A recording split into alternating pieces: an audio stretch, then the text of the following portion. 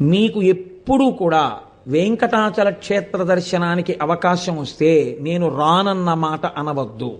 రానంటారేమో అన్న అనుమానం ఉంటే వెంకటాచలం రమ్మని అడగవద్దు. అలా వెంకటేశ్వర స్వామి వారికి రాత్రి దండలు ఒకలా వేస్తే తెల్లవారేటప్పటికి ఒకలా మారిపోయేవి. ఎవరు చేస్తున్నారని ఒక రోజున అనుమానం వచ్చి ఒక మహంత్ గుదిలో నక్కి పడుకున్నాడు చూద్దామని.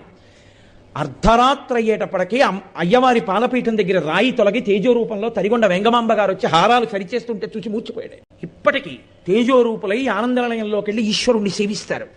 బ్రహ్మగారు, చతుర్ముఖ బ్రహ్మగారు ప్రతిరోజు వెంకటేశ్వర స్వామి వారి పాదాలు కడిగి ఆ పాత్ర అక్కడ ఉంచుతారు. అందుకే రాత్రి నీటి చెంబు ఉంచి తలుపులేస్తారు.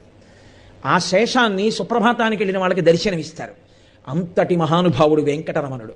వెంకటరమణుడంటే వెంకటరమణుడే. ఒకరా ఇద్దరా, ఎంతమందితో అనుబంధం. వారం రోజులు కాదు, కొన్ని నెలల పాటు వెంకటరమణుడు